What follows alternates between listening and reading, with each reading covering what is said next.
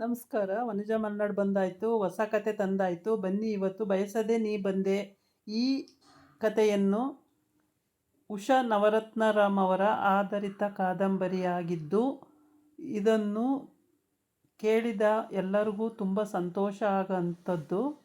ಯಾಕೆ ಅಂದರೆ ಕತೆ ತುಂಬ ಚೆನ್ನಾಗಿ ಬರ್ತಾ ಇದೆ. ಮತ್ತು ಇನ್ನೊಂದೇನಪ್ಪ ಅಂದರೆ, ಯಾರೆಲ್ಲ ಸಬ್ಸ್ಕ್ರೈಬ್ ಮಾಡ್ಕೊಂಡಿಲ್ಲ ಅವರು ನನ್ನ ವಿಡಿಯೋಕ್ಕೆ ಸಬ್ಸ್ಕ್ರೈಬ್ ಮಾಡ್ಕೊಳ್ಳಿ, ಒಂದು ಲೈಕ್ ಕೊಡಿ. ಹಾಗೇ ಈ ಕತೆ ತುಂಬ ಚೆನ್ನಾಗಿದೆ, ಕೇಳಿ. ಶುರು ಮಾಡ್ತೀನಿ ಇವಾಗ. ಅವಳಿಗಿನ್ನೂ ಮದುವೆಯಾಗಿಲ್ಲ, ಏನು ಯಾವುದು ಕೊಡ್ತಾ ಇಲ್ಲ. ಹುಡುಗ ಒಪ್ಪಿದರೆ ಇವಳು ಒಪ್ಪಲ್ಲ, ಇವಳು ಒಪ್ಪಿದರೆ ಹುಡುಗ ಏನು ಅಂತ ಅಡ್ಡಿ. ತಂದೆ ತಾಯಿಗೂ ವಯಸ್ಸಾಗ್ತಾ ಬಂತು, ಅವರಿಗೂ ಯೋಚನೆಯಾಗಿ ಬಿಟ್ಟಿದೆ. ಅತ್ತೆಗೆ ಒಂದು ಸಲ ಗೂಡಲೂರಿಗೆ ಹೋಗಿ ನೋಡ್ಕೊಂಡು ಬಂದರೆ ಹೇಗೆ? ಮಾಲಿನಿ ಕೇಳಿದಾಗ ರೇವತಿಯ ಮನಸ್ಸು ಒಯ್ದಾಡಿತು. ಹುಡುಗಿಗೆ ಸರ್ವನ ಎಲ್ಲ ವಿಷಯ ತಿಳಿಸಿದರೆ ಮದುವೆಯಾಗಲು ಒಪ್ಪುವಳೋ ಇಲ್ಲವೋ? ಇಷ್ಟು ಹೆಣ್ಣುಗಳು ನೋಡಿದಾಗ ಏನೋ ಯಾವುದೋ ಸರ್ವನಿಗೆ ಕೂಡಿ ಬಂದಿರಲಿಲ್ಲ. ಅವನು ಹುಡುಗಿಯರನ್ನು ನೋಡುತ್ತಲೇ ಇರಲಿಲ್ಲ.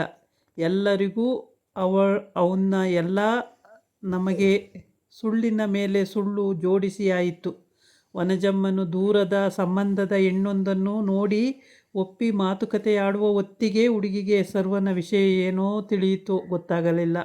ಆ ಹುಡುಗಿಯೇ ಮದುವೆಯಾಗಲು ಒಪ್ಪಲಿಲ್ಲ. ನನ್ನ ಮದುವೆಯಾಗಿ ಆಮೇಲೆ ಮತ್ತೆ ಆ ಹುಡುಗಿ ಹಿಂದೆ ಹೋದರೆ ನಾನೇನು ಮಾಡಲಿ ಎಂದು ಬಿಟ್ಟಿದ್ದಳು. ವನಜಮ್ಮ ಆ ಮಾತು ಕೇಳಿ ದಿನವೆಲ್ಲ ಕೊರಗಿದರು. ನಮ್ಮ ಸರ್ವನಿಗೆ ಈ ಜನ್ಮದಲ್ಲಿ ಹೆಣ್ಣು ಸಿಗುತ್ತೋ ಇಲ್ವೋ? ಅವನ್ನ ಮದುವೆಯಾಗಿ ನಗ್ತಾ ನಗ್ತಾ ಸಂಸಾರ ಮಾಡೋದನ್ನು ನಾನು ನೋಡ್ತೀನೋ ಇಲ್ವೋ? ಇವರಿಂದಾಗಿಯೇ ರೇವತಿ ಮಾಲಿನಿಗೆ ಗುಡಲೂರಿಗೆ ಹೊರಟಳು. ಬರಿಯ ಕೈಯಲ್ಲಿ ಹೋಗಬಾರದೆಂದು ಒಂದಷ್ಟು ಹೂವು ತರಕಾರಿ ತೆಗೆದುಕೊಂಡು ಹೊರಟರು. ವೆಂಕಟೇಶ ಶೈಲಜಾ ಅವರ ಜೊತೆಗೆ ಹೊರಟರು. ನೀಲಕಂಠಯ್ಯನ ತಂದೆ ಶ್ರೀನಿವಾಸಯ್ಯ ಗುಡಲೂರಿನ ಶಿರಸ್ತಾರರಾಗಿದ್ದರು. ಒಂದಷ್ಟು ಜಮೀನು, ಎರಡಂಕಣದ ಮನೆ ಮಗನಿಗೆ ಬಿಟ್ಟಿದ್ದರು. ನೀಲಕಂಠಯ್ಯ ಲಾ ಓದಿ ಗುಡಲೂರಿನಲ್ಲೇ ಪ್ರಾಕ್ಟೀಸ್ ಪ್ರಾರಂಭಿಸಿದರು. ಸಾಕಷ್ಟು ಹೆಸರು ಹಣ ಮಾಡಿಕೊಂಡಿದ್ದರು. 5 ಮಕ್ಕಳಲ್ಲಿ 2 ಹೆಣ್ಣು ಮಕ್ಕಳಿಗೂ ಗಂಡು ಮಕ್ಕಳಿಗೂ ಸಾಕಷ್ಟು ಓದಿಸಿ ಮದುವೆ ಮಾಡಿದರು. ಯಾವಾಗಲಾದರೂ ರಜಾ ದಿನಗಳಲ್ಲಿ ಮಕ್ಕಳು ಮೊಮ್ಮಕ್ಕಳು ಬಂದು ಹೋಗುತ್ತಿದ್ದರು. ಕೊನೆಯ ಮಗಳು ಸೌಜನ್ಯ, ಕಿರಿಯ ಮಗಳು ಸುಶೀಲಗಿಂತ 10 ವರ್ಷ ಚಿಕ್ಕವಳು. 4 ಮಕ್ಕಳೆಂದು ಹಾಯಾಗಿದ್ದ ಪಾರ್ವತಮ್ಮ 10 ವರ್ಷಗಳ ಮೇಲೆ ಅಣ್ಣಂದಿರಿಗೆ ಬಹಳ ಖುಷಿ ತಂದಿತು. ತಂದೆಗೂ ಅಪರೂಪದ ಮಗಳಾದಳು. ಎಲ್ಲರ ಕಣ್ಣಿನ ಬೆಳಕಾಗಿ ಸೌಜನ್ಯ ಬೆಳೆದಳು. ಅಣ್ಣ, ಅತ್ತಿಗೆ, ಅಕ್ಕ, ಭಾವ ಇವರುಗಳ ಒತ್ತಾಸೆಯಿಂದಾಗಿ ಪಾರ್ವತಮ್ಮ ಓದು ಸಾಕೆಂದು BA ಮುಗಿದ ತಕ್ಷಣ ಮದುವೆಗಾಗಿ ಗಂಡು ಹುಡುಕತೊಡಗಿದಾಗ ಸೌಜನ್ಯ ತಾನು ಸ್ನಾತಕೋತ್ತರದ ಓದಿಗೆ ಅಡಿಯಿಟ್ಟಳು. MA ಮಾಡಿ ಮುಗಿಸಿದಳು. ಎಲ್ಲರೂ ಅವಳಿಗಾಗಿ ಅವಳಿಗೆ ಸರಿಯಾದ ವರ ಹುಡುಕಿ ವಿಫಲರಾದರು. ಪಾರ್ವತಮ್ಮನಿಗೆ ಎಲ್ಲರ ಮುಂದೆ ದೂರಿತ್ತರು. ನಾನು ಬೇಡ ಬೇಡ ಅಂದರೆ ಕೇಳದೆ MA ಓದಿಸಿದ್ರು. ಈಗಲೂ ಅವಳಿಗೆ ಒಂದು ಗಂಡು ಸರಿ ಹೋಗ್ತಾ ಇಲ್ಲ. ಅವಳಿಗಾಗಿ ಗಂಡು ಹುಡುಕಿದ್ದಾರೋ ಇಲ್ವೋ? ತಾಳ್ಮೆ ಪಾರು, ಬ್ರಹ್ಮಗಂಟನ್ನು ಯಾರೂ ತಪ್ಪಿಸೋಕ್ಕಾಗಲ್ಲ. ಎಲ್ಲಿ ಋಣ ಇದೆಯೋ ಏನೋ. ಕಾಲ ಕೂಡಿ ಬಂದರೆ ಅವರೇ ಹುಡುಕಿಕೊಂಡು ಬಂದು ನಮ್ಮ ಸೌಜನ್ಯನ ಮದುವೆ ಮಾಡ್ಕೊಂಡು ಹೋಗ್ತಾರೆ. ನೀಲಕಂಠಯ್ಯ ಹೆಂಡತಿಗೆ ಸಮಾಧಾನ ಹೇಳುತ್ತಿದ್ದರು. ಅವರು ಹೇಳಿದಂತೆಯೇ ಸುಶೀಲ ಸರ್ವದಮನನ ವಿಷಯ ಬರೆದಾಗ ಪಾರ್ವತಮ್ಮ ದೇವರಿಗೆ ದೀಪ ಹಚ್ಚಿ ಕೈ ಮುಗಿದರು. ಭಗವಂತ, ಈ ಸಲವಾದರೂ ನನ್ನ ಮಗಳಿಗೆ ಕಂಕಣ ಕೂಡಿ ಬರಲಿ. ನನ್ನ ಕೊನೆ ಉಸಿರಿರುವವರೆಗೂ ನಿನಗೆ ತುಪ್ಪದ ದೀಪ ಹಚ್ತೀನಿ. ಸೌಜನ್ಯ ಹೆಸರಿಗೆ ತಕ್ಕಂತಿದ್ದಳು. ಹೆಚ್ಚು ಎತ್ತರವೂ ಇಲ್ಲ, ಕುಳ್ಳೂ ಅಲ್ಲ. ಸಮನಾದ ಕೆತ್ತಿದ ಮೈಮಾಟ, ಆರೋಗ್ಯ ಸೂಸುವ ಎಣೆಗೆಂಪು ಮೈಬಣ್ಣ, ತಿದ್ದಿದಂತಹ ಮುಖದಲ್ಲಿ ಎಲ್ಲಿ ಕಾಣುತ್ತಿದ್ದುದು ಅವಳ ಬೊಗಸೆ ಕಣ್ಣುಗಳು, ಸೌಮ್ಯ ಸರಳತೆಗಳ ಒಕ್ಕೂಟ. ಹೆಚ್ಚು ಅಲಂಕಾರವಿಲ್ಲದೆ ನೀರಿನಲ್ಲಿ ಬೆಸಿಲಿಗೆ ನೆಲನಳಿಸುವ ನೈದಿಲೆಯಂತಿದ್ದ ಅವಳ ಮುಖ ರೇವತಿಗೆ ತುಂಬ ಹಿಡಿಸಿತು. ಮಿತವಾದ ಮಾತು, ಹಿತಮಿತ ನಡೆನುಡಿ ಕಂಡು ಅವಳಿಗೆ ಸರ್ವದಮನನ್ನು ಬಗ್ಗಿಸಲು ಇವಳು ಸರಿ ಎನಿಸಿತು. ನಮಗೇನು ಹುಡುಗಿ ತುಂಬ ಹಿಡಿಸಿತು, ನೀವು ಒಂದು ಸಲ ನಮ್ಮನೆಗೂ ಕರೆದುಕೊಂಡು ಬಂದು ತೋರಿಸಿ ನಮ್ಮ ತಾಯಿ ನೋಡಿಬಿಡ್ಲಿ. ಮಾಲಿನಿ ಒಂದಿಗೆ ಮಾತನಾಡುತ್ತಿದ್ದ ಸೌಜನ್ಯ ರೇವತಿಯತ್ತ ನೋಡಿದಳು. ತಾಯಿ ನೋಡ್ಬಿಡ್ಲಾ ಎಂದರೆ ಹುಡುಗ ನೋಡುವುದು ಒಪ್ಪುವುದೇ ಬೇಡವೇ? ಅವಳ ಮುಖದಲ್ಲಾದ ಬದಲಾವಣೆ ಕಂಡು ಮಾಲಿನಿಯೇ ಉತ್ತರಿಸಿದಳು. ಸರ್ವದಮನ ತಾಯಿ ಅಕ್ಕನ ಮಾತು ಮೀರುವುದಿಲ್ಲ. ನೀವಿಬ್ಬರೂ ಒಪ್ಪಿದ ಹುಡುಗಿಯನ್ನು ನಾನು ಮದುವೆಯಾಗ್ತೀನಿ ಅಂತ ಅಂದ್ಬಿಟ್ಟಿದ್ದಾನೆ. ಶೈಲಜಳು ದನಿಗೂಡಿಸಿದಳು. ಹೌದು, ಸರ್ವ ನಮ್ಮ ಮನೆಗೆ ಆಗಾಗ ಬರ್ತಾ ಇರ್ತಾನಲ್ಲ. ಶ್ರೀರಾಮಚಂದ್ರನೇ. ತಂದೆ ತಾಯಿ ಗುರು ಹಿರಿಯರು ಅಂದರೆ ತುಂಬ ಗೌರವ, ಬಹಳ ಸಂತೋಷ. ಈಗಿನ ಕಾಲದಲ್ಲಿ ಅಂತಹವರು ಎಲ್ಲಿ ಸಿಗ್ತಾರೆ? ಗುರು ಹಿರಿಯರು ತಂದೆ ತಾಯಿ ಅಂದರೆ ಈಗಿನ ಕಾಲದವರಿಗೆ ಲೆಕ್ಕನೇ ಇಲ್ಲ. ನೀಲಕಂಠಯ್ಯನವರ ಸಂತೋಷಗೊಂಡರು.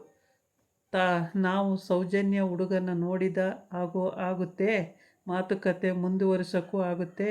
ಮುಂದಿನ ವಾರ ನಾನು, ಇವಳು, ಸೌಜನ್ಯ ಇನ್ಯಾರಾದರೂ ಒಬ್ಬರನ್ನ ಕರ್ಕೊಂಡು ಬರ್ತೀವಿ. 3 ಜನ ಆಗಬಾರ್ದಲ್ಲ? ಏನೋ ಕಂಕಣ ಬಲ ಎಲ್ಲೆಲ್ಲಿರುತ್ತೆ ಅಂತ ಹೇಗೆ ಹೇಳೋದು? ನಮ್ಮ ಪ್ರಯತ್ನ ನಾವು ಮಾಡ್ತೀವಿ. ರೇವತಿ ಮನೆಗೆ ಬಂದು ತಾಯಿಗೆ ಸೌಜನ್ಯ ಬಗ್ಗೆ ತಿಳಿಸಿದಾಗ ಸರ್ವದಮನ ಆಫೀಸಿನಿಂದ ಬಂದ. ಎಷ್ಟು ನಯ ನಾಜೂಕ್ಯ ಅಂತೀಯಮ್ಮ, ಆದರೆ ಅಷ್ಟೇ ದೃಢವಾಗಿ ಮಾತಾಡ್ತಾಳೆ. ಸುಳ್ಳು ತಟಪಟ ಏನೂ ಇಲ್ಲಮ್ಮ.